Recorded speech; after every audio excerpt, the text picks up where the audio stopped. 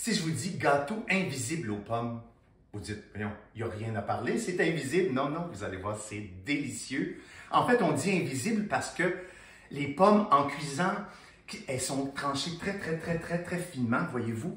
On va faire ça avec des pommes qui sont tranchées très finement comme ça. Tu as fait ça à la mandoline, François? Oui, j'ai fait ça avec la mandoline, mais vous pourriez, si vous n'avez pas de mandoline, prendre votre temps et le faire au couteau pour avoir vraiment de belles tranches très minces qui vont, comme ça, vraiment être dans le gâteau et devenir un peu translucide et la pâte va être à travers ça. Et c'est comme si on ne voyait pas la pâte à la fin, on voit que la superposition des pommes et c'est vraiment délicieux et hyper simple. Suivez-moi. J'ai dans un grand bol 3 œufs comme ça que je vais battre et auquel je vais ajouter du lait. L'objectif, c'est pas d'incorporer de l'air, François. C'est juste d'avoir quelque chose qui va lier toute la préparation ensemble. Exactement, exactement. Tu as tout à fait compris. C'est presque une pâte à crêpes, en fait. Ah, ben oui. Ça ressemble beaucoup. J'ai du beurre fondu. Comme ça. Et comme d'habitude, tous les ingrédients seront sur le site web. Oui, puis... mais ça, là, c'est vraiment, on fait ça minute. Et il va être encore meilleur, honnêtement, si vous le laissez refroidir complètement. Puis là, vous faites des belles tranches, vous servez ça. Moi, j'aime ça, mettre un peu de caramel, votre caramel préféré. Dans un bol ici, mes ingrédients secs. J'ai de la farine, du sucre glace, du sucre en poudre, en fait, du sel, de la poudre à pâte et de la cannelle. Parfait. OK? Je vais y donner un petit coup ici, comme ça, pour... Oui, c'est surtout pour distribuer le sel et la poudre à pâte. Hein? Exactement. Voilà. Et là, à ça, j'ajoute mes ingrédients secs à mes œufs, à mon mélange d'œufs et de lait. Et à ça, il va me rester juste à ajouter un petit peu de vanille, d'extrait de vanille. Ah, on voit que c'est quand même liquide, tu as raison, c'est comme une pâte à crêpes. C'est presque une pâte à crêpes, je dirais. C'est beau, hein? Ça fait une belle couleur avec la cannelle, ça lui donne une petite couleur. Et là, je mets un petit capuchon de vanille. Et voilà. Miam, miam, miam. Et ça, François, ça va cuire au four? Oui, j'ai préchauffé mon four à 350. Merci, Christina. J'ai préchauffé mon four à 350. Je mets la grille dans le milieu du four. Et j'ai préalablement, mis un papier parchemin dans mon tapissé. C'est le mot que je cherchais. D'un moule à pain de 9 par 5.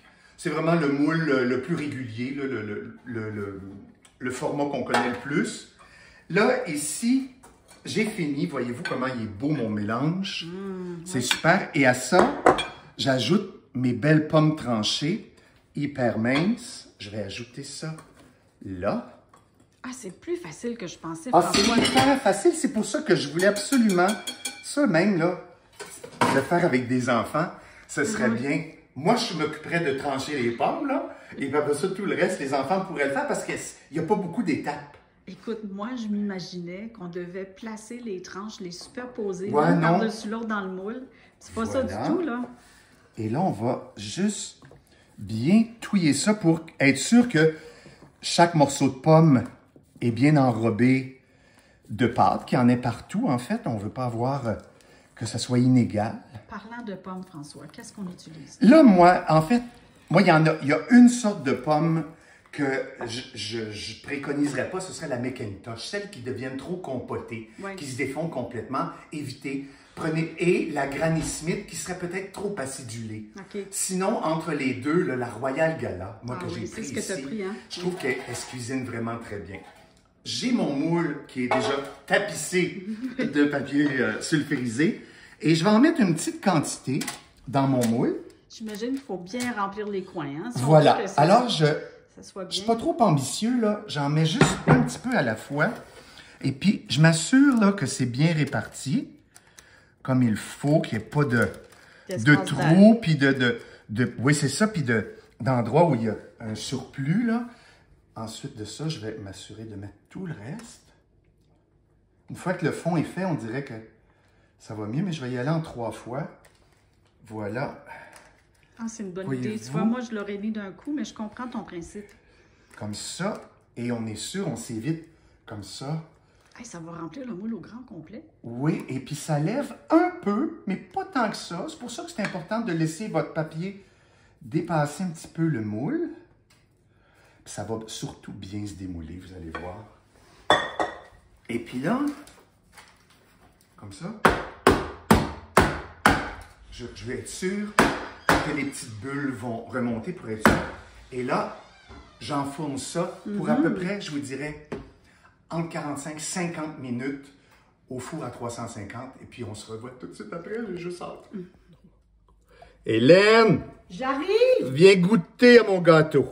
Oh, je suis tellement content. Regarde comment la superposition des pommes, comment c'est beau. C'est pour ça qu'ils appellent ça le gâteau invisible, parce que, en fait, l'appareil disparaît. Ben, l'appareil, puis c'est un gâteau, tu veux pas manger juste de la pâte, tu veux manger des pommes. Et c'est un gâteau humide qui reste vraiment bon. Et puis là, on pourrait le servir avec une petite glace vanille, ce serait très bon. Un caramel, là, j'ai un petit caramel ici, juste pour agrémenter la chose.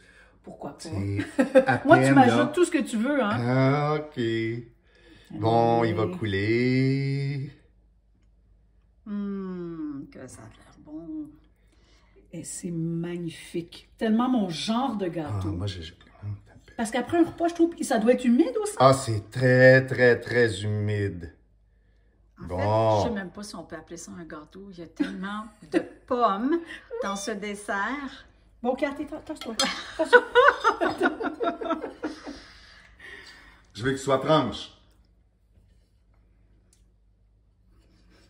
Je pense que ça a marché. Essayez-le puis donnez-nous-en des nouvelles. Merci. À bientôt.